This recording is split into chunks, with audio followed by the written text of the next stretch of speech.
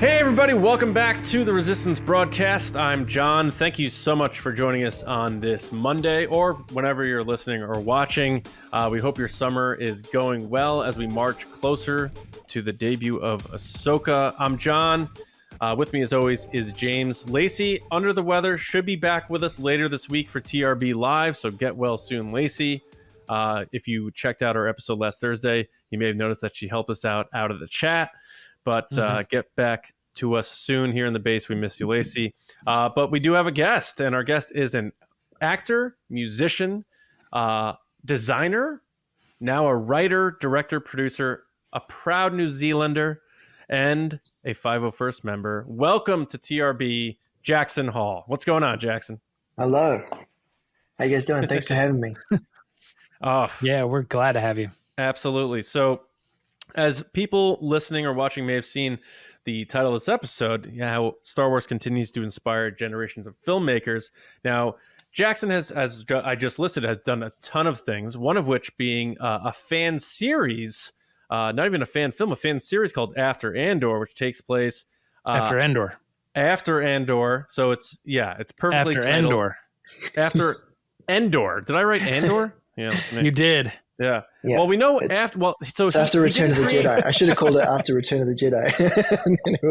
So to be clear, Jackson did not create Rogue One. Just so everyone understands that. Yeah. No, After Endor, and basically that trooper that Chewie takes out with his bowcaster and flips over the tree and lands on his back, is where we kick off with your film, right? So That's me. I want you to be able to let people know where they can find it and tell us a little bit about how that came to be. Thank you. So the series is called After Endor, and it is set in the immediate moments after Return of the Jedi, really, like you said with that guy. Every time I watched that, I always thought, that guy didn't die. What happened to him? You know, he just kind of takes a bit of a tumble. Might have got hurt, might have got knocked out. What happens?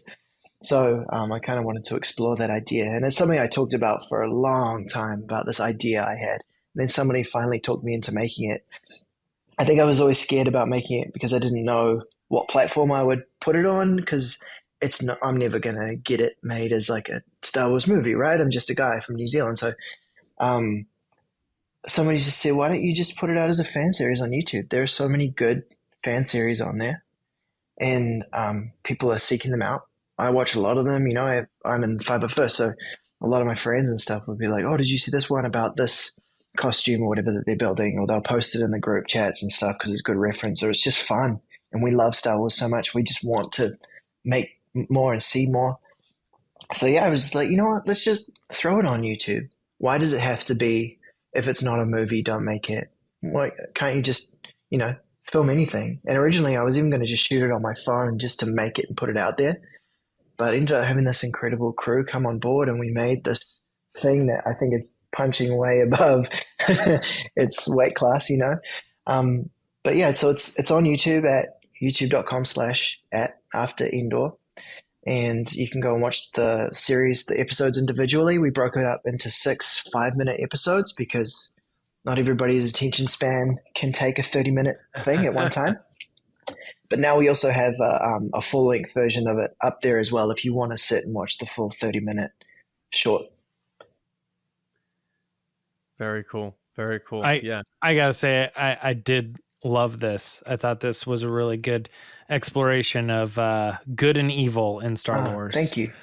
And certainly the surprises along the way and the ending are ones to my sensibility. But I mean, Jackson, you know specifically how it ends, and maybe not everybody does, but no spoilers. Don't spoil it. Yeah, I know. I'm just saying, maybe not everybody is going to be super happy with how things roll out, but I love movies like that. Awesome. So cool. Well, that's good to hear. That's a good little teaser, I think, for people. I enjoyed how, like, if you wanted to serialize this and make it a weekly thing, I know you didn't, but just imagining it, because like at the end of the first one, there's that little cliffhanger where he's like, well, what is that? Yeah. What are you looking at? So we did do that. We released it weekly, Oh, you as it was did? going through. Yeah. I Oh, think I very didn't send it cool. over to you until it had all of them up because I wanted you to see the whole thing. Right. But it Yeah. did Yeah. come out Okay. weekly, and we would leave people I hanging for love a it. whole week on this That's little great. 5-minute video. And everyone's like, it needs to be Well longer. done. And I'm like, I know it is. No, Just wait. well done. And I just love Oh, the thank you. idea because it makes me think of like those, from a certain point of view books, which some of which I think are a bit silly, but you're taking this throwaway character. You're just like, oh, remember that guy Chewie smoked with a bowcaster? And then you're like, all right, let's take that and pick up from there. And I just think that's so cool. Where did you film that? In what was that in New Zealand, I assume? Yeah, we filmed it in New Zealand. We're really lucky down here. There's a lot of greenery. There's a lot of forests and stuff you can use. And I Very just happened to find this location that's literally a minute from my house. It's on my road. There's this No access way. track that walks through the forest to a waterfall. And it's a really sort of beautifully kept secret. Not that many people know it's there. So I knew that we could go and film. And we could film there during the winter time, which we did. We had to shoot then anyway. We just got lucky between the weather. There wouldn't be many people out. No one's going swimming in the winter.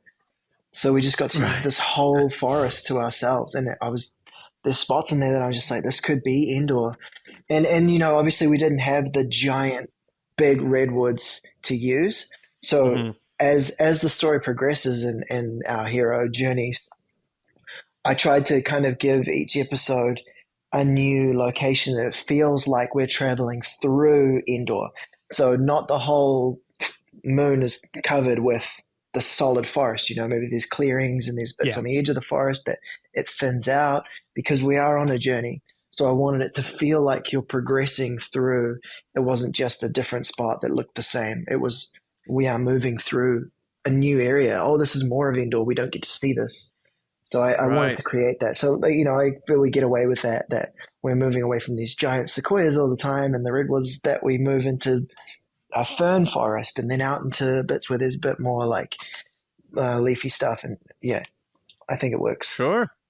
Very cool. Mhm. Very cool. Congrats. Thank you. Look forward to seeing what else you get into. And there's a lot of culture around fan films. And we got to give a shout out to Sneaky Zebra, who's part of our TRB community, who also does fan films. He's appeared on the pod a couple times.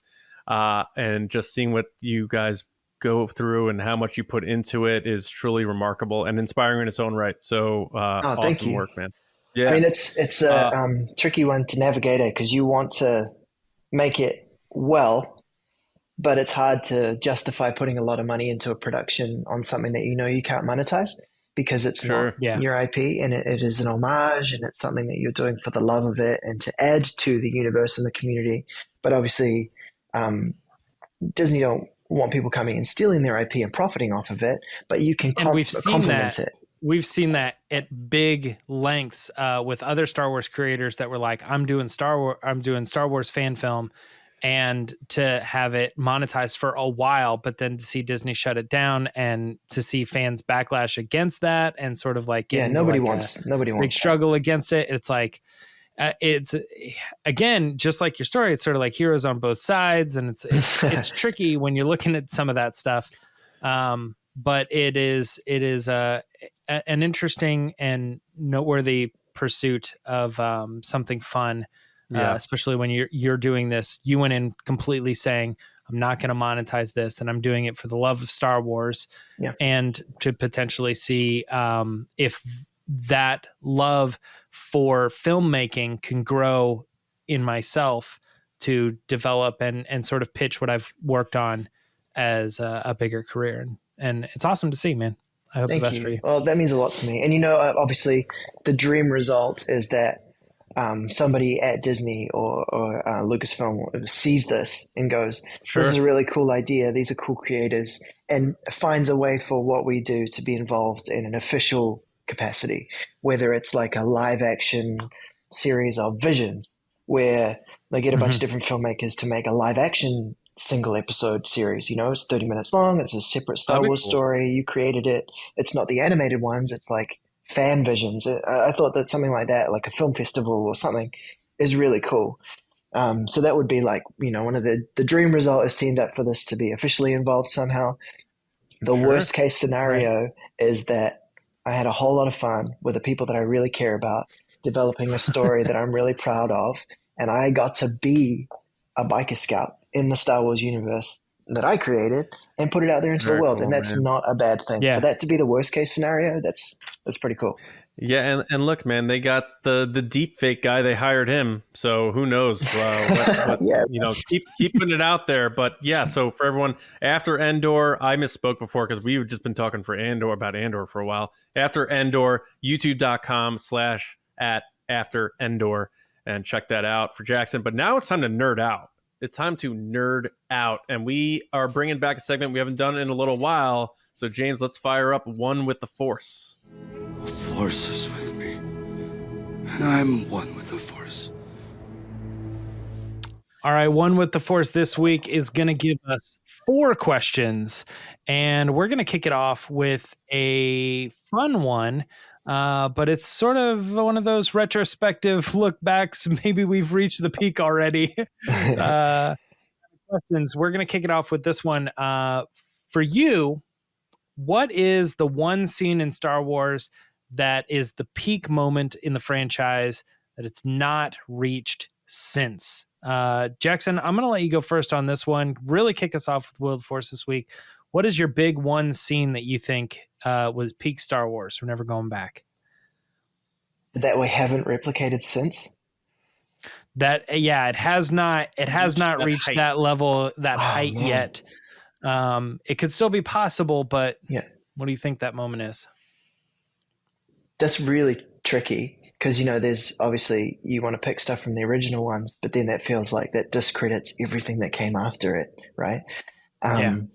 So obviously, like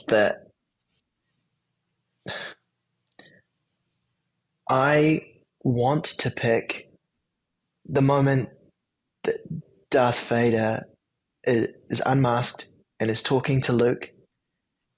That's what comes to mind for me now, is that moment where he says, I was wrong. Or when he says, you were right about me. Tell your sister you were right about me. Oh, And man, then yeah. and he dies. That's this moment of reconciliation and full circle coming around. I think that has been done since, but not it's Darth Vader and Luke Skywalker and these mortal enemies that we've learned as father and son. And then it has that moment where he gives his life to save Luke in that moment. And then he says to him, you were right about me. I should have done all this stuff, and he's on his deathbed giving his regrets. I think if I was going to pick a moment that is peak Star Wars, maybe hasn't been topped, I'd pick that moment from Return of the Jedi. That's a good one. John, I'm going to ask you, are we sort of allowed to break the rules a little bit, or does it have to be in the actual movies? Well, no, It doesn't have to be in the movies. If you think something from, I don't know, Star Wars Rebels is a peak Star Wars moment, then that's peak Star Wars for you. You're going to pick something from my film, right? Yeah, it's when when the scouter falls off of the back of the bike. That's not in your film. It's in the movie he was just talking about. But. Yeah. All right, tell me if I can cheat here with this. Tell me if you'll accept this, John. The Phantom Menace trailer. Oh. Yeah, you can't do that. All right, I kind of figured you might not let me get away with that. Give me something in story. But I think that I was going to say, and I'll be short with it, but I think that piece of live action Star Wars content being released into the public is the absolute top peak Star Wars. I feel like it's that's just that's the a hype and everything around it. I understand it.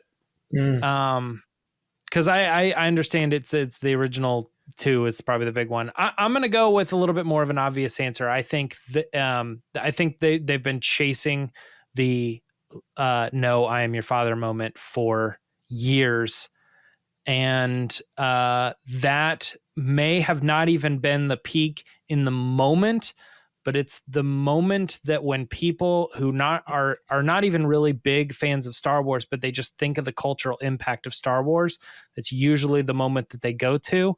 And I think that Lucasfilm has been, man, it's funny, John, you just brought this up, and I brought it up that you brought it up. I know I brought it up originally, but it's funny that you mentioned it situation. recently. Yeah. And maybe it's because we're thinking about this concept, but I think it's something that Lucasfilm has been chasing for years and trying to say, is there any way that we could have our own moment that is as big and culturally impactful as this? And I don't know if they've done it since, but I know that they have had some pretty big ones from, let's say, like The Mandalorian and stuff. So there's been some pretty big moments that have changed the pop culture view on Star Wars. What's your you pick, walk up John? someone on the street. I mean, sorry to interrupt. If you walk up someone on the street and say, "Give me a quote from Star Wars," I'd say 9 out of 10 people, they'll probably say it wrong. They'll say, "Luke, I'm your father," but they'll say that line. And so, all right, how can you top that? It's one of those things that like almost everybody on the planet, if you gave them the opportunity to say a quote from Star Wars, obviously it must be a pretty impactful moment. Yeah, and they do the, too. Tommy Boy when he's doing Into the Fan in his office. Yeah. And countless others. But I mean that is something they have been chasing for a long time, I think. But mine is close to that. It's in Empire.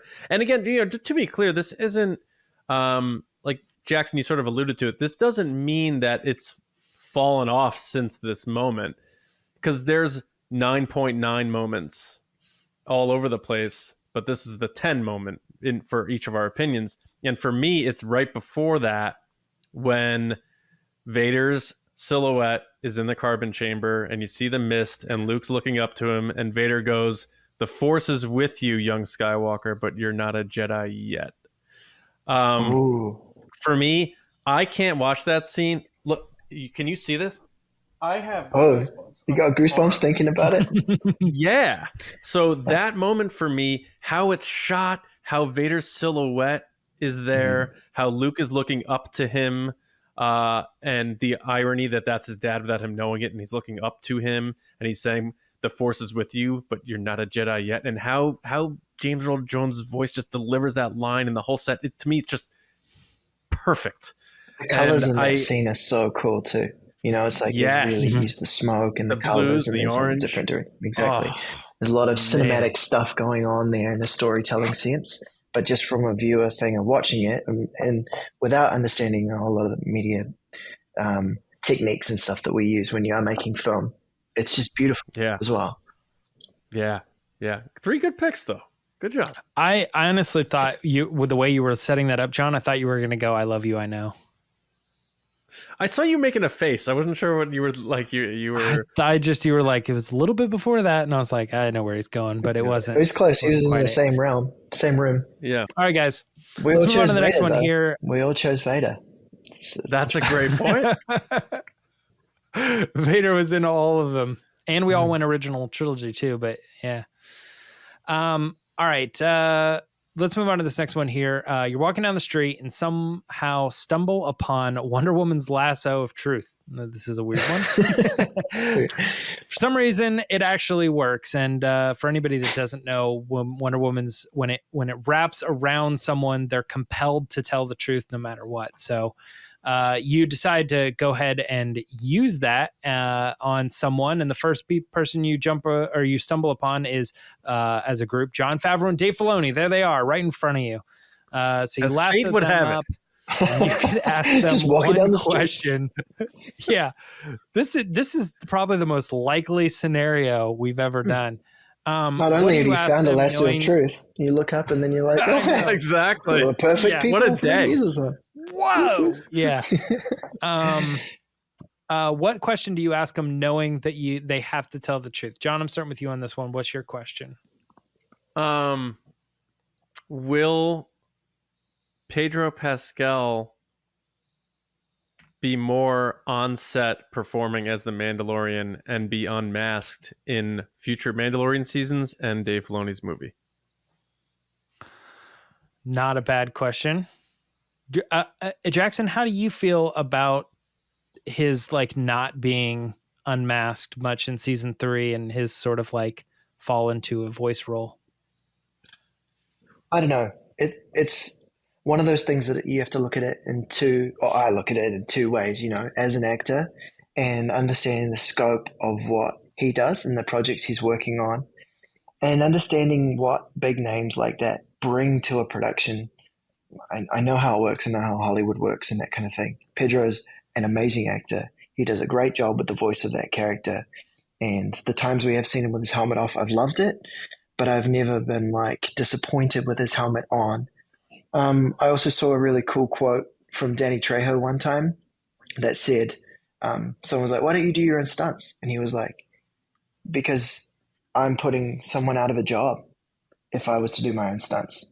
This guy gets to come in and support his family through doing this. So I think it's a pretty cool opportunity that Pedro Pascal can continue to do the amazing movies he's working on outside of The Mandalorian. He can come in and do the voice stuff in Mandalorian, and a couple of other actors get an opportunity to put that on their CV that they're involved in The Mandalorian. From a production standpoint, I think that stuff's pretty cool, actually, that everybody can have their opportunity here, right? Because those people get to put on their resume that they were the lead in The Mandalorian, doing stunts, doing other stuff that they do. That's really, really cool. So kudos to that. But then as a fan of just Star Wars and that character and you want to see more of him, you do want to go like, oh, you can see it sometimes like, oh, is it a cop-out? He's not even the one that's there doing it. But to be honest, I don't get bummed on that. I think that I've accepted this character. I've accepted his rules, his code, and this is the way. That's how it is, And I think it is really, it's cool. It's not a problem for me. I loved that episode where they went in and it was him and Bill Burr and they took their helmets off and they were infiltrating that thing undercover. Amazing episode. Yeah. But some of my favorite episodes, he hasn't taken his helmet off and I've never had a problem with it. So I'm okay with that. But it would be something cool to know about. But maybe I wouldn't want to know because it's cool when he takes it off and you're like, hey, there he is. He's back. Do the Leonardo DiCaprio moment. Right. Yes.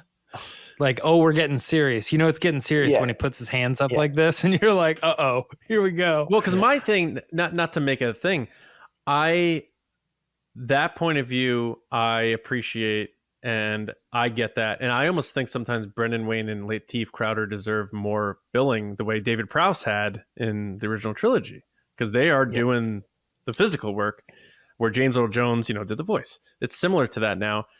I get a little miffed when I get some weird sense I make up in my head that people make Star Wars their second fiddle, and I see him doing Last of Us, which he gets getting paid more to do, and you see him getting nominated for that, and then you see Mando not getting the nomination. You're like, but if he, are they writing the series around the fact that he's choosing to do something else? That's where my mind goes. But I completely understand what you're saying too, because he is knocking it out from the voice perspective. So I can appreciate all points of view on it. Mm-hmm.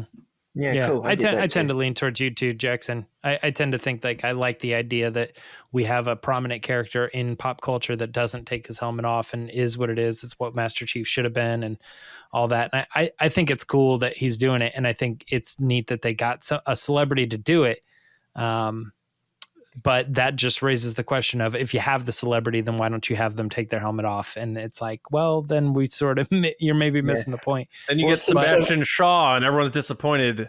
No, I'm just kidding. But in my series, not to bring it back to that, but obviously my character has his helmet on because he's a biker scout. And it was something that I thought about a lot, is that I tried to use it as a tool of storytelling. When he's got the helmet on, he's a soldier. He's engaged. He's in his mode. This is who he's trained to be. And in the moments in the series where I wanted to show some humanity, it's off. He has to disengage for a moment from this world because he is a human. And I think that was something that I noticed about, when we talk about Star Wars, these faceless, almost robotic soldiers that we know are people inside these suits, but they're faceless. We never get to see them. It makes them more scary. And so because my story was wanting to tell a little bit of the story of this stormtrooper without doing like what with the character Finn, where he's a coward and he takes it off because he doesn't want to have anything to do with that.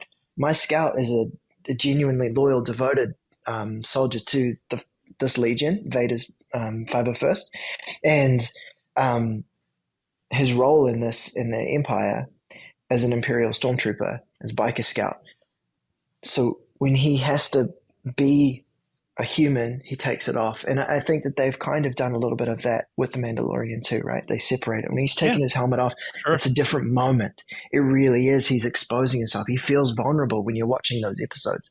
And it's something that I try to take into account too. And I thought about The Mandalorian a lot. And with the helmet acting stuff, sometimes you're like, how do you get emotion across and gesture and like something when you've got this thing that completely covers all of the parts of the human body that we use to show emotion. So it is an interesting thing, and I think it helped me appreciate The Mandalorian a little bit more in that we do feel everything he's going through, even though we can't see his face. And that's a good challenge as a filmmaker to do that as well.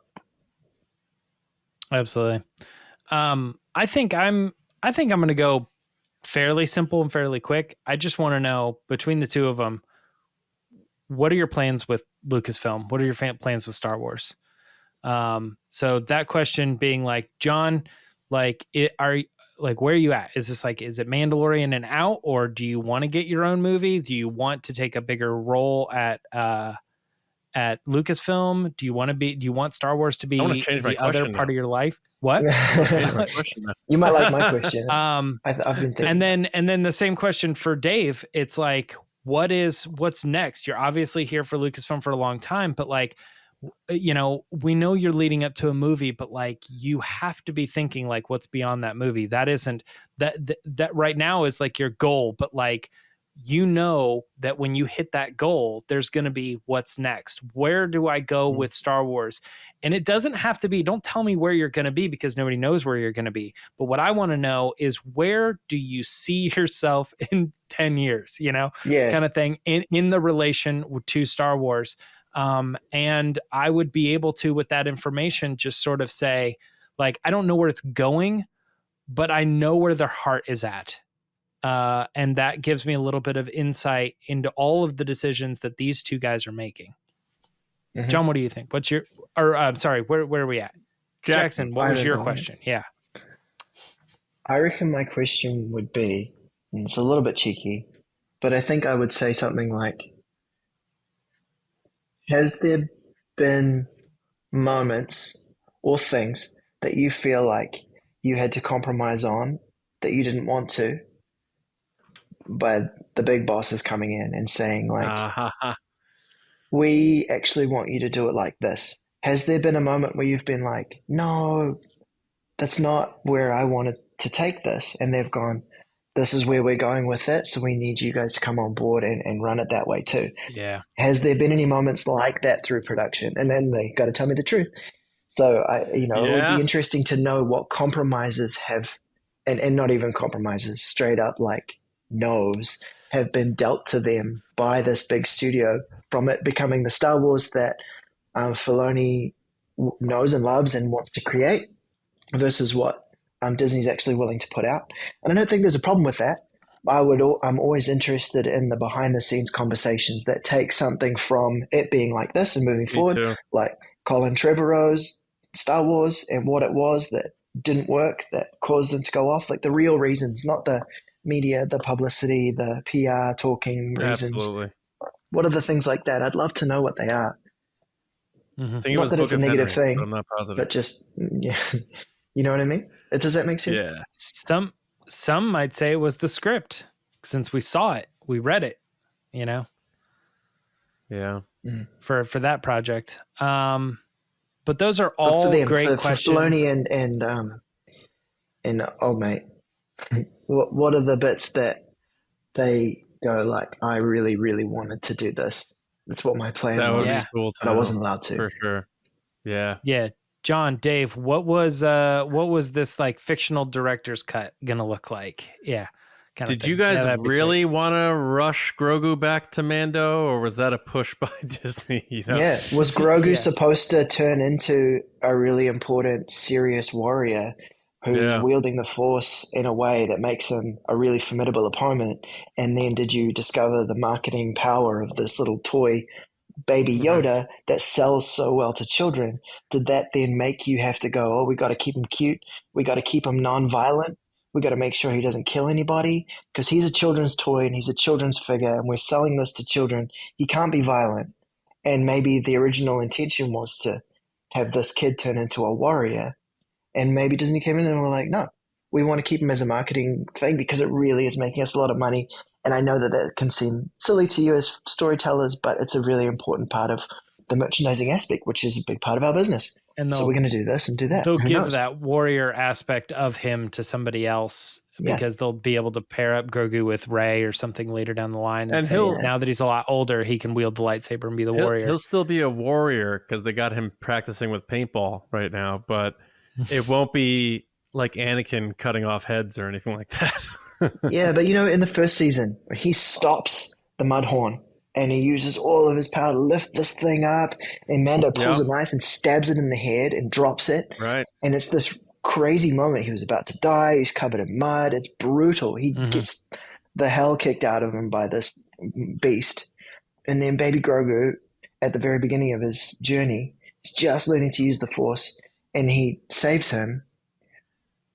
We never really do that again. He does a little bit, but it's never that, and it's never as violent after that. And I always wondered, is there an aspect of it that they've reined in because of his marketability? And it might not be at all, but it would be cool to lasso them up and ask. I like that you brought that up because I bring that up and use the juxtaposition of that against in Book of Boba Fett when he uses that same power to lull the Rancor to sleep versus having it meet its demise. And I see that as him becoming more of the Jedi type, but I agree. Yes. Once he became Elvis, you're like, we got to make sure we keep that going. So it's it's another great question. Yeah. Well, speaking of great questions, we got a third one here, and it's going to be, you can take one Star Wars live action series and make it a movie, or you can take one Star Wars movie and make it a series. But the caveat to this is that it will replace the current existence of whatever you're making it take its place of. So whichever one you are being inspired from, you lose the original of what you're going with. And I'm going to say the one that I think is true for me, and I imagine John might be the same. It's just that one little tweak at the end. I'm going to go with Solo. All right. I would rather, I love the movie Solo, but I think based on what we got, as far as fan reception and how the movie was received, I think if we can pull a mulligan and we could say, hold on, let's rewind it, let's try that one again, I say give Alden the Disney Plus series and let people get it for free and let them not have to pay for their access to see that thing, in which case they can sort of like boycott it. Whereas like people can like boycott it because they hate The Last Jedi, but then still turn it on their TV privately and watch the thing and not have to like really give them any money. None of those guys boycott anything. They all went to see Indy. They just. But I'm just saying people didn't go see Solo because they were mad right at the time. I think given another example, let that character be even more fleshed out. That's a good pick. Yeah. And that is a good rewriting choice, that script. I'm gonna go with Solo on that. John or Jackson, which one are you picking? Man, that's a great shout. Honestly, you've made me rethink that now. I quite agree with you. We could have gone down that road and explored a little bit more of, and maybe not put as much pressure on Alden to be Harrison Ford's Han Solo because it's a film. Mm-hmm. When it's a show, it feels like there's less pressure on it, That's really interesting. I mean, it's hard because I agree with you, so I want to pick what you picked, but I want to pick something different for the sake of the conversation now. Go for it. I love Rogue One as a film. I think it's incredible. I think it's one of my favorite. And in the interest of wanting to see more of it, have it being an 8 to 10 hour long thing, with more of the stories of the characters building up to it or building up to this That's big cool. event of Rogue One. Rogue One You might get have your made a really episodes cool with series. Jin and Bodhi, and yeah. Yeah, K2 and Sonny, and able to do flashbacks in each one and kind of, oh, this is how they met. This is what happened with this. And I know we'll get a bit of that Chirrut with Bays Andor. alone. Yeah. Exactly, right? Like it would be so cool to see a little bit of each of those characters building up. And like I said, Andor will probably cover a lot of this as well. But if I have to pick one, I guess I would pick that reluctantly because I don't want to erase Rogue One from the existence because I think it is an incredible movie. And it gives Vader the moment we've always wanted from him. And it's got some beautiful, beautiful storytelling in it. I'm a big fan of Rogue One. Selfishly, just so that I can have more hours of it. That's my answer. I like it. I like that. John, what's your pick? It's hard to pick a saga film, so are you sticking with our thing here and going with the side stories? I gotta plug ourselves here for a second because I just remembered that we did an entire episode where we converted how Solo would be if it was a series. Yeah. So we broke up the movie and said this would be the first episode, this section would be the second. And we were all kind of like, that sounds pretty good. And then we do this whole thing, Jackson. I don't know if you heard, but we had this Make Solo 2 Happen campaign. Yeah, no, I know. I'm well aware. Oh, okay. And I think a series follow-up still to this day would be killer. If you got Jabba in there, Boba Fett, Lando, all that stuff. No one needs to hear that again. We got to explore this Darth Maul thing that they started, right? Like that too. And Kira. Yeah. Can I try to predict yours, John? Yeah, go ahead. Obi-Wan into a movie. 100%. That's my pick. So here's why. Right, first off, because it was originally supposed to be a movie. Two, listen to the answers we've been giving for peak Star Wars. And like you said, Jackson, Vader happened to be in all of them. I think Kenobi was good. I think it was a B. I think it needed to be an A plus because people have been wanting it for so long. I think there were some shortcomings with budget on visual effects that didn't, in my opinion, live up to the standard of even Andor, how good that looked. And there were some parts in the exposition or in early episodes that probably could have been trimmed out. And I got to give a shout out to my friend Kevin Smets. People probably know him from the Schmodown, but he's a good buddy of mine. And he did his own cut of the Obi-Wan as a movie. It's 2.5 hours long. And it was really cool. And so check it out. Look up Kevin Smets if you want to, Jackson, and watch his cut because he's a great editor and he made it into a movie. He incorporated more of the classic themes that the Obi-Wan series didn't incorporate in terms of music. Yeah. So shout out to Kevin. But I really do think it would have been great seeing that on screen. I think it would have made a ton of money. So I think Disney would have been happy. And just seeing that climactic battle on the big screen between Obi-Wan and Vader to finish it out, and then seeing Qui-Gon at the end and do like a widescreen fade out. Like it just would have been like a really cool theatrical experience looking back on it now. And it's Ewan and Hayden, right? Oh, yes. Boom. Yeah. Get the battle of the heroes going. Like, and again, I'm starting to get goosebumped up right now. So dad and son, 2, please. Exactly. Exactly. Kids who were 5 when Revenge of the Sith came out are now in their early 20s. They'd be there day one. Well, hey, we're at that precipice, right? Where there was the original generation of Star Wars fans who saw it when it came out in the theaters in the 70s and 80s. And then there's people like myself who came back into it around when the prequels came out, just because it's how old I was. I wasn't alive in the 70s. So that's when I was a kid. And we're doing that. Now I have my kids and I'm in my 30s. And these kids are finding Star Wars for the first time, whether it's through their parents who love it so much or on their own and seeing these series and stuff. So these are going to be the nostalgia moments for people of the next generation of Star Wars fans, people like my kids. And what they're like when they're adults, if they stay as Star Wars fans, they'll say moments that are happening now are the things that brought them to the universe and took them back to the originals and did all these things. But it was the gateway. Like for me, it was I went to the movie theater on my birthday and I had a bunch of my friends and we were going to go see the South Park movie, I thought. My mum dropped me and a couple friends off at the movie theater to see the South Park movie, and we were children. Sorry, Mum, to call you out like this. My mum took me to see South Park, and she left us there. And the movie theater guy said, "All right, what do you want to see?" And I asked to go see South Park, and he's like, "You can't see South Park. It's rated R16." And I was like, I think I was maybe 10, and I was like, "But my mum dropped us off. What are we going to do? I have my friends." And he said, "Well, the only other movie that's showing right now is Star Wars," and it was the remastered versions building up to the prequel release. So I went and saw the special edition. Yeah. So I went and saw A New Hope. All right. I knew about it. I knew who Darth Vader was and stuff. Like everybody does. But I remember watching it and being like, "Whoa!" I never realized how cool this thing actually was. And that was my entry into the thing, and well, there are kids I was going to say, let's lead that into the last question. Let's go quick on this because it will essentially also lead into the discussion. No. What is one way that Star Wars has influenced or inspired you in any capacity? John, I'm going to let you go first on this one. What's a quick way?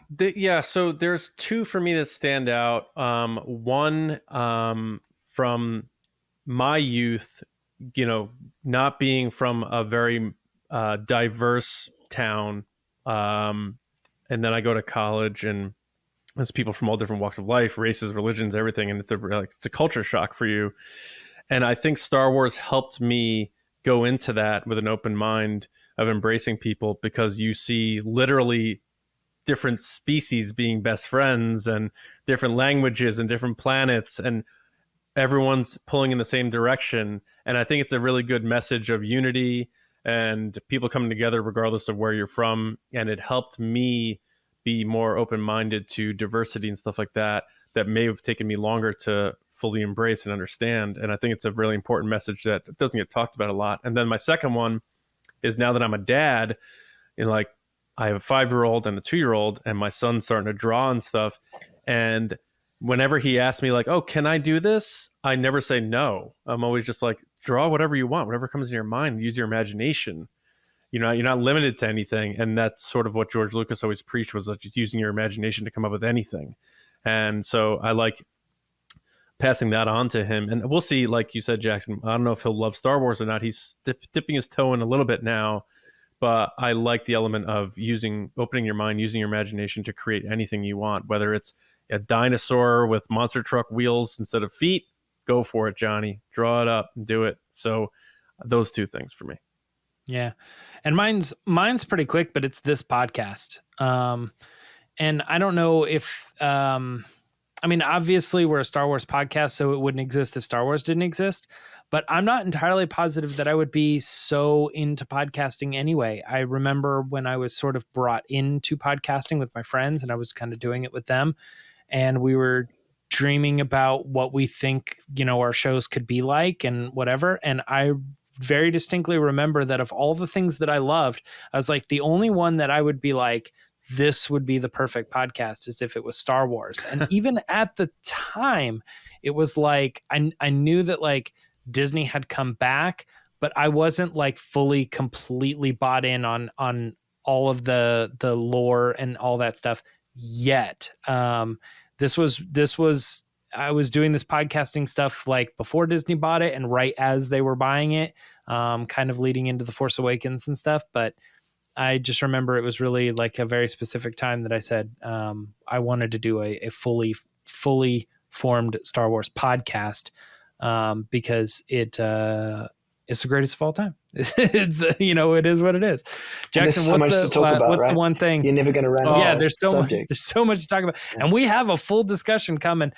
So quickly, what's your one way that Star Wars has inspired you? Kind of to touch a little bit on what you were talking about with when you become a parent and then you've got these kids and you're able to share these things with them. Like, there is so much in Star Wars for everybody within that universe. There's all these characters, and somewhere along the line, everybody got a name and everybody's got a planet and a religion and a backstory and all these things and other interactions. And then there's the Legends series, and then there's expanded universe stuff. There's games and something for everybody. You can find a character in there that you love. And then obviously I've done that with the Biker Scouts, and then wanted to create something and just be a part of this somehow. And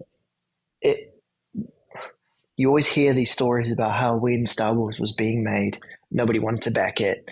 Nobody thought it was going to be a success. They were doing it on effectively a shoestring budget for what was happening, and nobody knew what they were signing up for or being involved in, and it was kind of crazy. And look at the incredible success that it had. And, you hear similar things about Lord of the Rings too, right? Like nobody wanted to back Peter Jackson's version, Sir Peter Jackson, sorry. And look at the success that it had and what came from it. So maybe there's hope for another filmmaker somewhere along the lines, like me or like a young George Lucas and like a Peter Jackson. Granted they weren't total newcomers to the space, but look at the success that they've had with something that people did not want to back. So sticking to your guns and making the thing that you want to make and loving what you do and knowing that people will resonate with it if you bring an authenticity like that to it encourages me to keep going with all the stuff that I do, because maybe I'll have my moment just like they did. Right on, man. I want everybody to know that is Jackson to his core. As long as I've known this guy, it's always like, you got to be you. You got to do what's right for you and be yourself. Oh, thank you, I love man. that, Jackson. That's really kind. Thank you. But speaking of inspirational things, let's go ahead and move on to the discussion this week. Obi-Wan once thought as you do. All right, this week's discussion, as you may know by the title and sort of the theme of a lot of these questions connecting to this, how Star Wars has inspired filmmakers for generations. So, as we all know at this point, especially as diehard fans, Star Wars changed movie making and cinema in general from the moment it arrived in May of 1977. It's also inspired many filmmakers, big and small, and continues to do so today. So let's talk about the impact Star Wars had on creators. And with Jackson joining us today, we can also get into the culture of Star Wars fan films and series and that aspect of creation.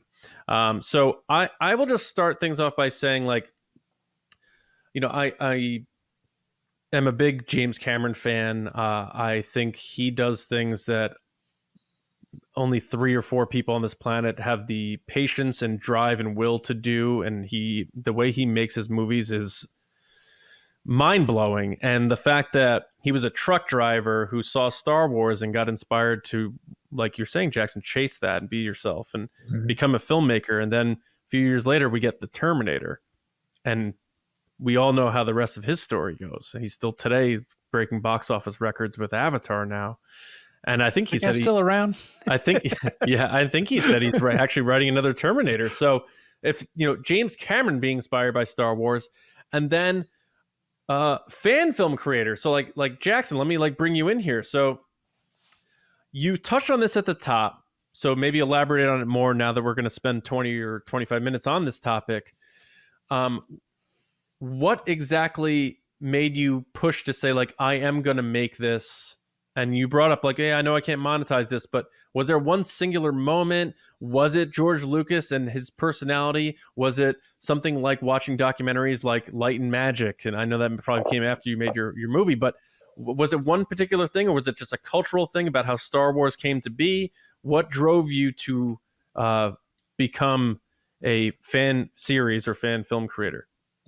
I think it was because I am in the 501st. I'm a 501st approved biker scout and a TIE pilot as well. And I have done a few trips and some events and some really cool stuff that made me realize how incredible this fan community is. You go to Comic-Cons, you go to all the different expos and things that are happening in conventions and troops and Tokyo meetups Celebration.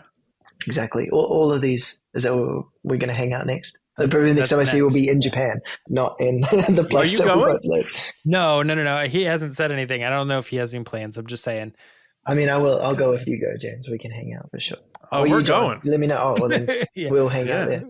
Lacey will be there too. Awesome. TRB is rolling in, man. Well, so I realize that there's this community out there that is so supportive and loving of everything Star Wars. And I thought that maybe I was a little bit scared to put my own writing and stories out there and worry that nobody would care. So if I made a Star Wars thing, surely there's an audience for it, right? Because I know that there are people like me who want to see more Star Wars content. So I think that was the base element of going like, well, this is a more accessible route to tell and practice and because I didn't finish high school. I didn't go to film school, especially after that, and get any kind of tertiary education, or like college or whatever you guys would call it. And like, I felt like this could be my film school. And I talk with the crew about that. Sometimes you learn so much more doing stuff. So I thought that I could kind of kill a couple birds with this one stone and see what we could achieve in something that surely there was an audience for, and That's really cool, man. the response to it still has been more than I expected with that. I thought that there'd be people who watched it and were like, oh, cool, more Star Wars stuff. That was a fun way to kill half an hour or 5 minutes at a time. And some of the comments are so encouraging and positive and like more than I could have ever asked for from this community, wanting me to make more stuff, asking me questions, picking up on little details that I threw in as an actor on the day, not really thinking much about the overall arcing story, but just in a moment that was important to me. There's this thing with the biker, the scout. He's a trained soldier, right? So I had it in my mind that whenever I'm holding the blaster, my finger is not on the trigger. It's in the safety positions next to it, just like how you're taught to hold a gun when you're not firing it. And when he's engaging in the moment, he switches to the trigger because he's ready to go. And the rebel doesn't do that because he's not trained. So I did that on the day, not really thinking. It's not something that I put in the script. It's not something that I thought about. It was just something that happened on the day. I thought this is what I should do. And I've had a couple of people who are in the military or things like that mention it to me, that they noticed that and how cool it was to see this very cool. soldier mentality of this guy and somebody who should be trained in this kind of thing. Notice that. And that's so cool to me. So that's this whole universe has been inspiring to me, but the community that the universe has created is just as inspiring, I think. And that's an incredible thing too, that these knock-on effects of this thing that George Lucas made that nobody wanted to help him make has created a whole generation of incredible filmmakers, from James Cameron all the way down to the bottom of the ladder with me. And I think one of the big important things that we should mention when it comes to why Star Wars is the thing that is inspiring so many people is, well, first of all, there was like not many movies that were like it at the time when it originally first came out. And I think like people like had an idea of what a sci-fi film was, and then they went and they watched it and they were like, hold on a second, like this doesn't fit into the bill of sci-fi like I thought it would, or you know what I mean? It sort of like reinvented what that could be because it was kind of genre mixing. But I think one of the most interesting aspects for me in Star Wars is that concept of a lot of movies just having like the story that is the movie and that's it. And Star Wars, for whatever reason, has this world that feels like this is just one of the stories that's going on in this universe. And, somehow like every movie has some sort of like side universe that it takes place in. And yeah, sure, you could go visit that character's neighbors and see what they're doing in their world, but it's not the same way in Star Wars. In Star Wars, if somebody says, we're going to go over and see what those guys are doing across the bar, all of a sudden, like, I feel like any audience member would be like, okay, that sounds crazy. Let's go check out that thing. And that comes from creature design, and that comes from set design, and that comes from outfits. What are my hair and makeup? You know what I mean? Like all of the ways that they're dressing the characters and things, like everything that went into this world was sort of set up with this concept of like, the way we're going to write this line is not like, I've got bills that I have to pay. It's like, I've got this guy from this bounty hunter from this other planet who I owe money to. So that's why I have to go. And it's like, that's the same sentence, but the way that it's structured in Star Wars sets up this thing where you go, wait a minute, I want to learn more about the bounty hunter from Ord Mantell. Yeah. We're picking up a story in progress. Yeah. And then, it's like, not only are they like, there's a character that's here. DNA. Say that again. Sorry. Not only is there like, here's this character, his name is Bosk. He's a bounty hunter that exists over here. We know that he's a Trandoshan. Like, it's the race here, and he's from this planet, and they do this. But how did he become a bounty hunter? They're not a race of bounty hunters particularly. They have their own thing too, and there's culture there, and then there's a religion there, and then we learn about these people and the Tusken Raiders and the Jawas. How does everybody come to be? And it's just insane. It just grows and grows and grows. The Rhodians, Greedo's a bad guy, but we've got good guys in Clone Wars stories, and some of them are Jedi. I love that. That's something that I love too, that you can grow on. You can pick anybody in that bar and write a whole movie about them. Sure. Yeah. And there's a blue collar element to how Star Wars was made. And that's why I love Light and Magic so much, because it really lets you meet the people of ILM, and how George Lucas took chances on people who did not have the skills that are required to do the jobs, because he didn't want them to be limited by the industry standard of those jobs. Mm-hmm. If they don't know what that job's supposed to be, they can come up with things that never happened before, and they did. And there's just this look what they did to Jurassic Park, right? Yes. It's a very rebellious approach that he took, of, I don't care about the guilds. I'm taking my stuff away from LA. I'm going up north. I'm meeting these people. Tell me someone who knows how to do this. He knows how to build that machinery. He's going to be my new guy to build droids. And just like, it was a very blue collar operation. And I think that lives in the spirit of Star Wars to this day. Now, granted, yes, it's now under the branch of a major movie studio, and it operates differently now than it did then. But that spirit is always still going to be there. And I think that is what still inspires people to this day. Like you sort of said, Jackson, it's like, you may not have the skills or know how to do something, but if you have a support system and you have people who believe in what you want to do, you can achieve it as long as you put the time into it and the heart and effort into it. And I think that's why Star Wars existed, because people took chances on people. Alan Ladd Jr. took a chance on George Lucas. George Lucas took a chance on these ILM people. They took a chance on the people for the next movie. He took a chance on a screenwriter. It's just taking a chance on people because you have a hunch and you're believing something, and not necessarily because they are this perfectly established, polished thing, and then creating something that was needed at the time. Because like James said, sci-fi up until that point was a bit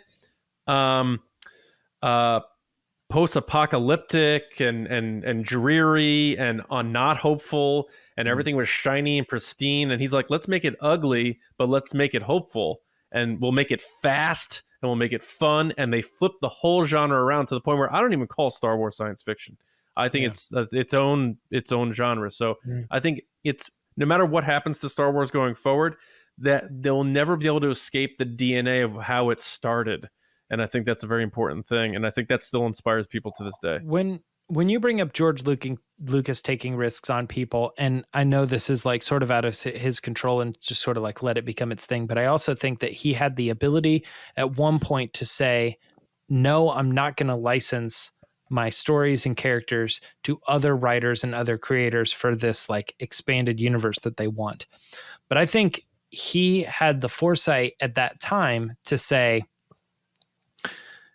we're never going to be able to tell all of the stories about that random background character, or the other reference here, or where did the characters go between X and Y in the storyline, and what other missions were they doing. And I think that world that he created was so ripe with that concept that saying,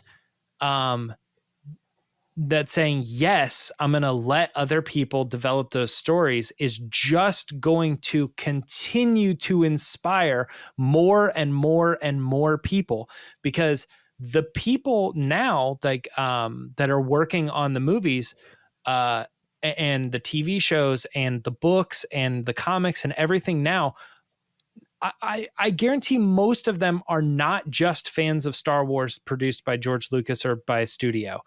A lot of them were into Star Wars because they picked up like the TIE Fighter series, or they wanted to learn more about Boba Fett, and so they read some of his comics or something along those lines. And they found inspiration through the seeds of inspiration from the original. It like led to look at more Favreau. Inspiring things. The Yes. Mandalorian, because he had a Boba Fett toy when he was 7 or whatever it was, 10. It's just it's just crazy. Yeah, And this Jackson, is you really bringing up- dating myself now, but I watched the original Ewoks cartoon series, the kids' Saturday morning cartoon. Oh, yeah. I watched that on TV when I was a little kid, very man. young in Dude, New me Zealand. too. You know, like it's.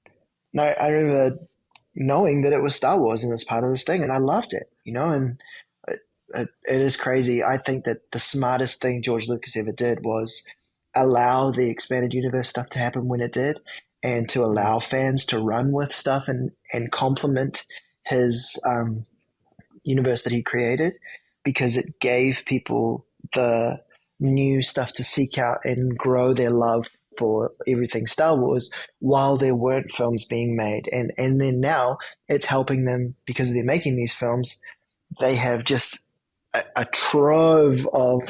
treasure trove of characters and stories and things that they can pull Right, from or be yeah. inspired by and bring into these movies. And they're tried and tested, you know, look at Thrawn, exactly. You know, I think that all of this is as big as it is because they let fans and people run with it as much as they were willing to let them, and what they have done. Yeah.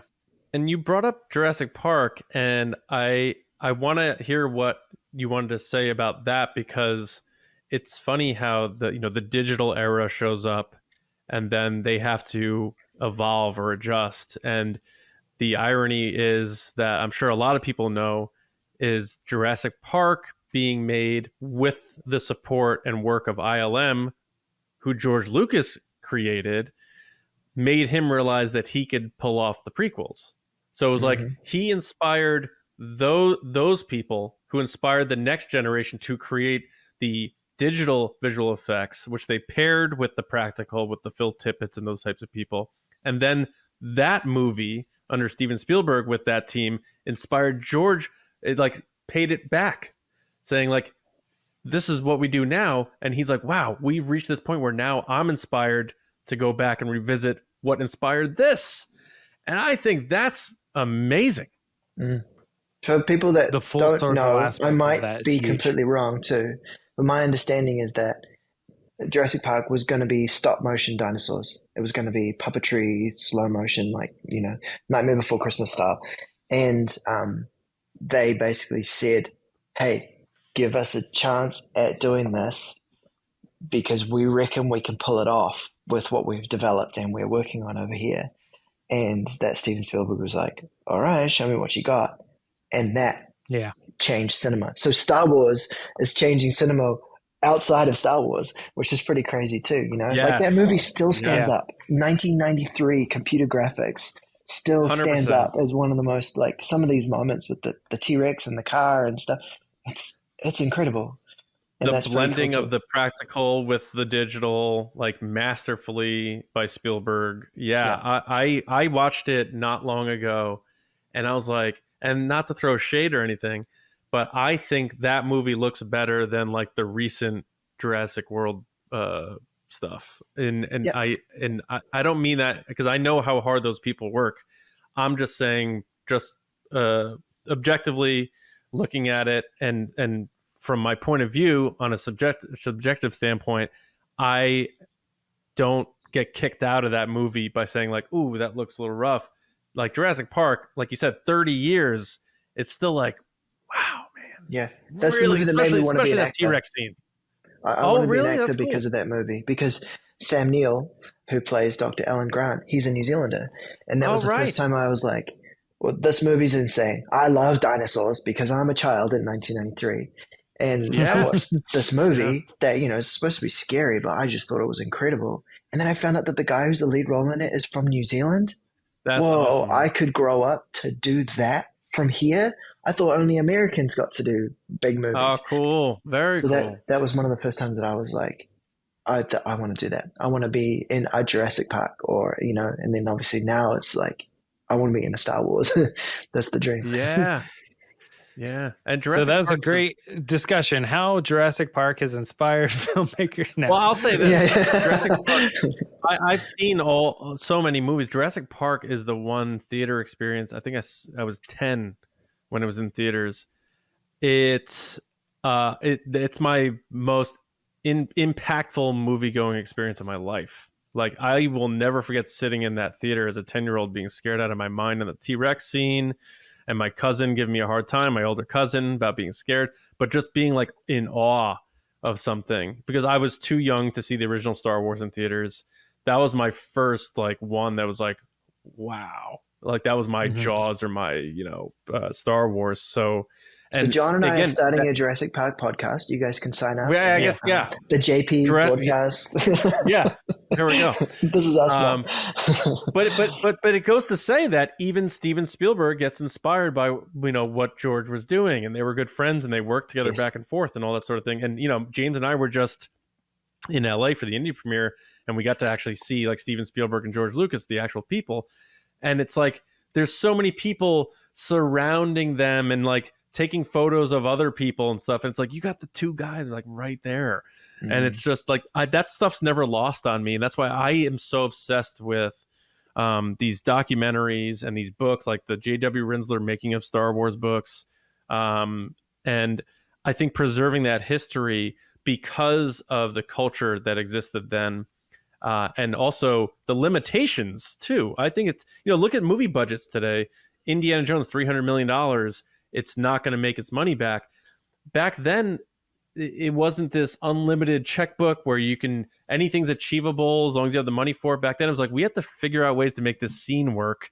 And we may have to, the shark isn't working. We need to not show the shark on screen as much. And then Jaws becomes one of the greatest movies of all time. We may need to go back a bit if the box office isn't going to be there anymore, and revisit those sort of creative, limited ways of doing things, because I think better art sometimes comes from that.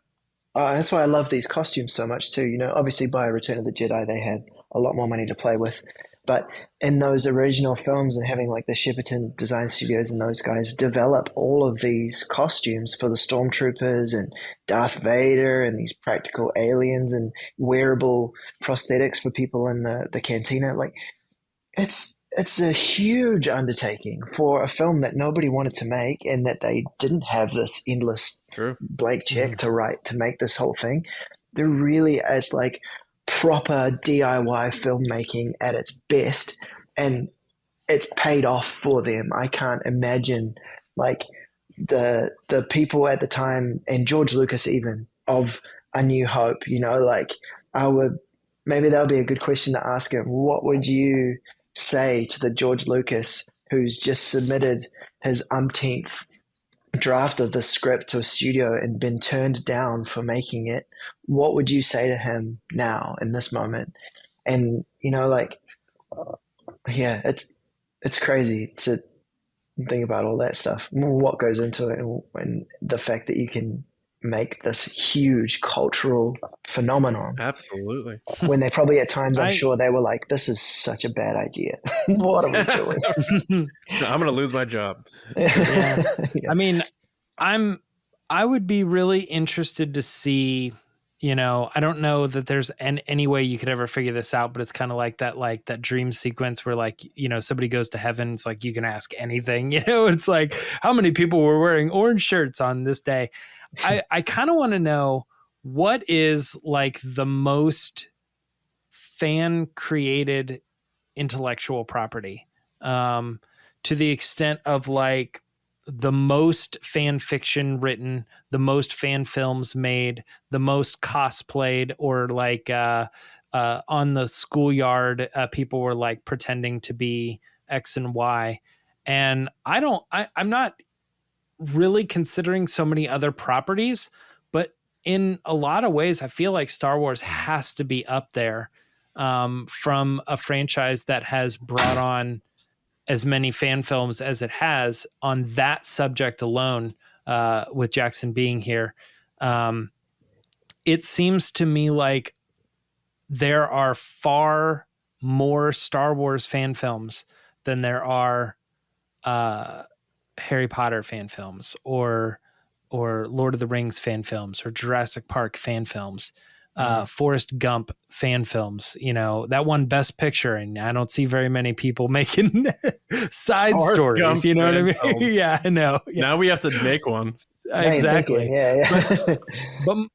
But my thought on that just being that, like, if this is the discussion on how Star Wars has inspired filmmakers, they don't always have to be studio filmmakers like J.J. Abrams, who is like, of course I was inspired by Star Wars. Right. A lot of the cases, a lot of the films that are being made are people saying, I have an idea for this property and I want to create it because it exists and I love it and I want to take that next step. And I think, Jackson, you're a perfect example. That's sort of the story that you laid out with your thing. There's maybe bigger reasons why they ultimately want to be a filmmaker, but it is the thing of Star Wars that's saying, you know what would be a lot of fun? To take one element of something that you love and see how that grows into the career that you want to choose, in regardless of anything, writing fan fiction stories because you want to be an author. And, some of these Star Wars authors have been writing Star Wars for a long time and none of them ever published. They're writing for the High Republic right now because that's the big thing. But, surely they wrote their own stories about, Han and Luke. A ton of fan fiction. Other things. Yeah. Oh yeah. Yeah. So I think the conversation of how Star Wars has inspired filmmakers for generations goes beyond just filmmakers, but specifically on that topic, because like I said, Jackson is here. I find it very incredible that that not only have you accomplished, making this film, but your film could inspire other creatives to write their stories because they had never thought about that before. But that concept or that story or that element of your story also leads them to say, I'm going to do this. Like, oh, in my mind, this is what Jackson did wrong, so I'm going to fix it. You know what I mean? And they could do their own thing, or they could say, I love what he did there. But what if it was in this era, or something like that? It's incredible just how things stem off of each other. And a lot of that comes from like the expanded universe and other things, where it's just like things built and built and built and built, into all these crazy stories with all these crazy characters. Star Wars action figures. People like Jon Favreau talks about it ad nauseum. And Robert Rodriguez posted a video of him playing with the toys and creating a scene in his backyard with his kid for Book of Boba Fett. It's just like, it's like, Jackson, I don't know if I grew up in like the action figure heyday of late 80s, early 90s and Ninja Turtles and all that stuff. And I would create my own Ninja Turtle movies and stories. I wouldn't film them, but I'd be there making it with my hands. Me too. Mine was, not to go back to it, but it was Jurassic Park. I had all those little Jurassic Park toys with little JP tattoos on their legs, and I was in the garden. You were sort of creating your own movie right there without even realizing it. Now, you didn't have cameras, and maybe you didn't write scripts, but you were there creating a story. And that's like sometimes those toys were the start of it. And like Star Wars was big on that too. Like Boba Fett came out before Empire Strikes Back. People are like, who is this? We don't know, but we love him. We just saw a pretty public story too of I believe 14-year-old who was able to animate a scene in the new Spider-Man Spider-Verse movie because of his YouTube channel where he was animating using Legos. And they said, we have this concept, we have this idea. And they reached out to the kid and they said, we really like what you're doing. We think that you've got a specific technique that we'd like to bring to it. And so he was brought on at 14 to animate the section for the Spider-Verse movie.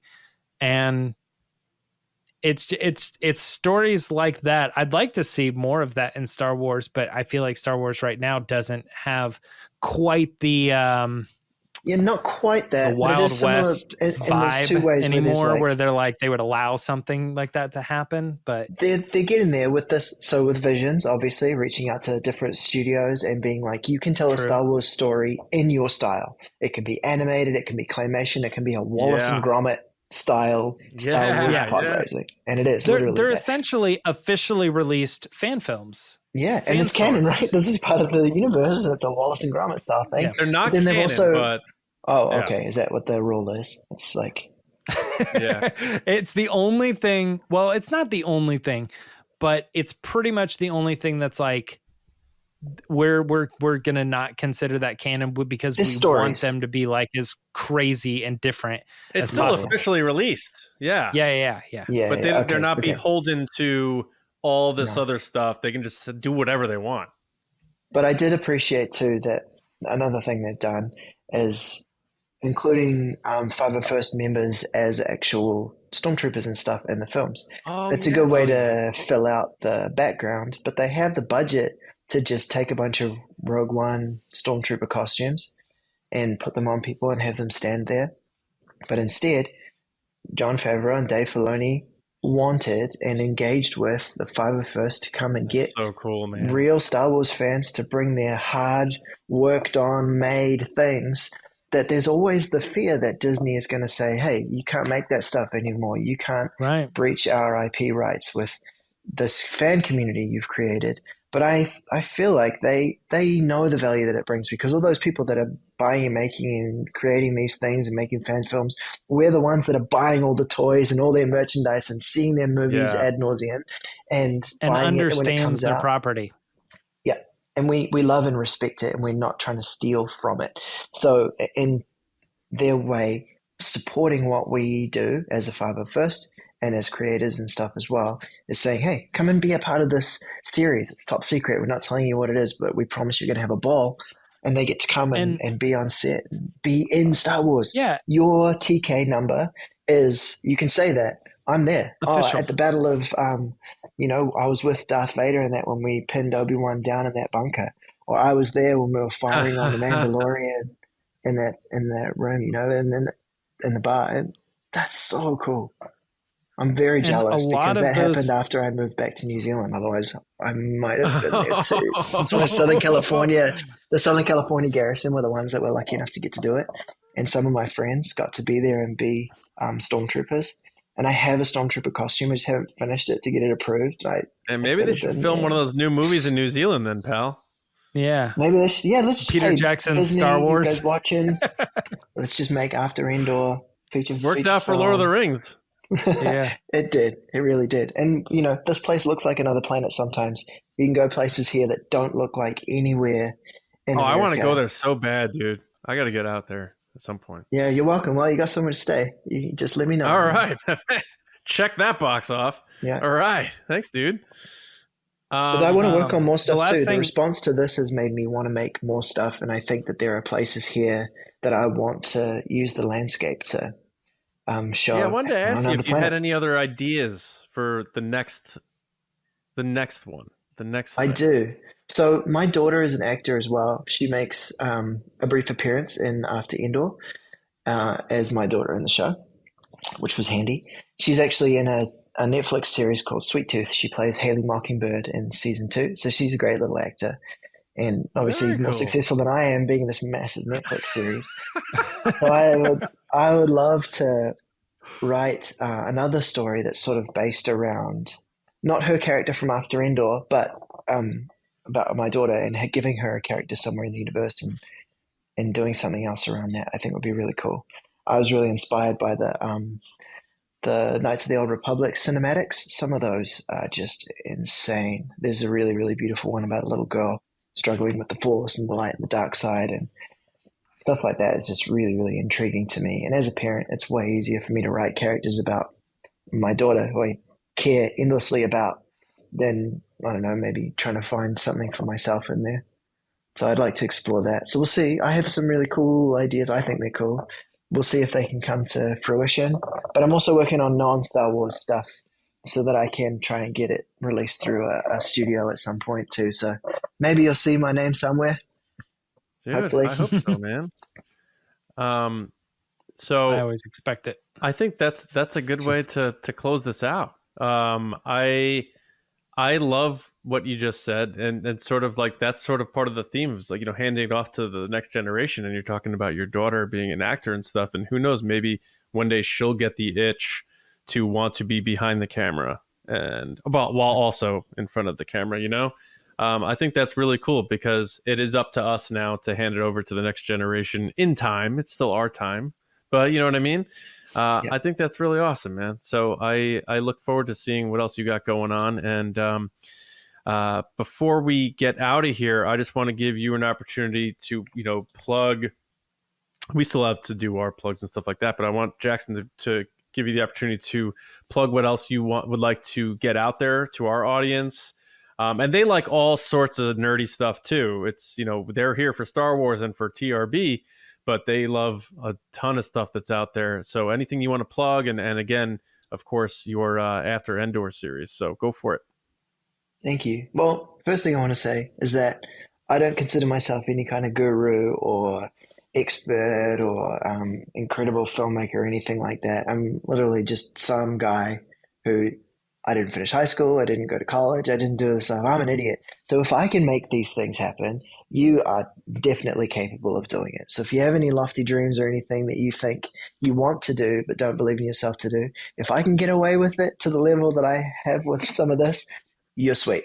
Go for it. Please go and do these things. You never know what's going to happen from it. So, go forth. Please follow at After Endor on Instagram and YouTube. Go and watch the series, put a comment on there, subscribe to what we make. When, the next thing comes along, you'll be one of the first ones to see it.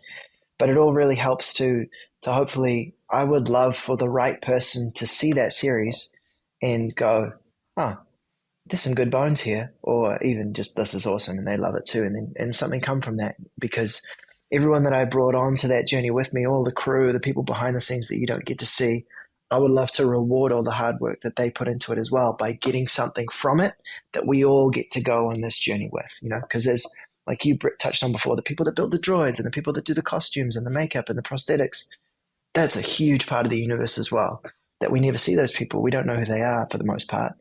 So I would love to be able to take my team somewhere because of what we did. And that all comes from you guys who watch this, going and checking it out, putting the views on it, putting the comments on it. Yeah. Yeah. I mean, I have a story in my heart for my history. A friend of mine who says he sort of owes his entire musical career to me because he put out a song and I took it and tweeted it, and it was seen by someone who said, I'm going to check this band out. And he liked them and he signed them, and it was a big deal. And he told the story, and he was like, yeah, it was James's tweet. And so he's like, you can pinpoint it to that, literally to that. So he always comes back to me and he's like, I owe my entire career to you. And it's not anything I did other than I liked it. And so I shared it. And sometimes we forget how important that can be, because it's just putting out, like if you like this content, you're just getting more eyes on it, and which means more opportunities for that creator. Yeah. It's free. It's free for, to go and show a little bit of support. You just clicking to subscribe, you're ringing the bell, or you're posting a comment, or you're just watching the video and sharing it, whatever you do. All that stuff doesn't cost you anything, but you might just change someone's life. You never know. So yeah, that stuff's pretty cool. So After Endor is our project. Go and check it out. My Instagram is at Jackson Hall, which is JAXINHALL. Give me a follow and keep up with the things that I do. I make clothes, I write, I illustrate, I try and do a bunch of different things. I guess to jack of all trades, but a master of none. So leave some talent for the rest of us. I'm barely dipping my fingers into all these pies that I have them in. There's plenty of room. But yeah, thank you. I appreciate you guys' time too. Thanks for coming and listening to me rant on. I mean, I think people are going to really enjoy this chat. I think it was really good. Definitely going to miss Lacey. So we'll have to have you back. Yeah, I'm no Lacey, for- but I'm glad I could fill the third box. And, right. It's been a good time. So we do want to say a special thank you to our supporters on Patreon, of course, and then of course anyone who listens and watches to TRB. Make sure you do subscribe to our channel and anywhere you get the audio feed, whether that's Spotify or Apple. We're almost at 550 ratings on Spotify, so if you want to get us over that hump, that'd be cool. And I think we're doing pretty well on Apple ratings as well. But spread the word. Like Jackson was saying, telling people, and like James was saying, sharing is how we grow here at TRB. So keep telling your friends who like Star Wars about us, especially as we get closer to the Ahsoka series coming out. And yeah, our patreon.com/resistance broadcast. If you want to support us, tiers start at $5 a month, and it helps us grow and allows us to do what we want to do here, including going to events and building the podcast, creating new endeavors. We appreciate that very much. And we have to give a special shout out to our generals and spice runners: Carmelo, John Reese, Jetta Rosewater, Frank Grande, Darth Hurricane, Nick Kratz, Christian Morales, Brian Smith, Matt Chitty, Danny Mike Ramori, Matt Heath, Brendan McLaughlin, Count Pepto, Sneaky Zebra, who we mentioned earlier, fan film creator, Aaron Ellington, Micah Harrison, Colin Cormier, Jolton, Jedi DiMaggio, Diana, and our spice runners: David Probus, Neil Shaw, Kendall Gellner, Dave Hornack, Thomas Hennessy, Andrew Staley, Jeremy Myers, Michael Fry, and the Fort Worthian. Thank you all so much. And anyone who supports TRB in any capacity, we appreciate it so much. For me, Johnny Hoey on Twitter, and my movie podcast, Just Like the Movies. We will be doing Titanic at some point. We're just on a little bit of a hiatus due to uncertainty with personal stuff going on in my life, but we will get that out to you. James, how about you? You can find me on Twitter, Instagram, and Threads at Myra Trunks. Oh yeah, Threads. I get it. Am I on there? I think I'm on there. Yeah. And Lacey, again, at Lacey Gillerin, and it's Lacey at Lacey Gillerin everywhere except TikTok. I think it's Lacey Gillerin. I think that's correct. Yeah. Yeah. But Jackson, this has been awesome, man. Thank you so much for hopping on. Definitely could have gone longer, so we'll have to have you back to talk about more Star Wars nerdy stuff. And maybe some dinosaurs, who knows? But yeah, please. I mean, we didn't want to spoil anything with After Endor on this one because it's new, So hopefully, maybe in a little while, we can come and we can talk spoilers and we can go into why on some of those things. Because I don't want to give away too much today, but I would love to talk about why I made decisions about the things that I did, that we talk about in After Endor, that I feel like are quite interesting and people engage with in the comments. Maybe we can have a discussion about that if people are interested. Maybe they can let us know if you want to see me back, or go and watch the show and then come back and comment below what you thought. Definitely go watch the show. Check out After Endor, without a doubt, on Twitter. 6 episodes, all have cliffhangers, so space them out. Watch one every week. No, I'm just kidding. Go watch. Or you can watch the 30-minute version. You go watch the full 30 minutes now. Yeah. There you go. Yeah. But yeah, Jackson, this has been a blast. So thank you. And thank you to everybody. We'll be back with you with TRB Live later this week. So until next time, have a wonderful week, and we'll see you next time right here on the Resistance broadcast. See you around, kids. Bye. Thank you.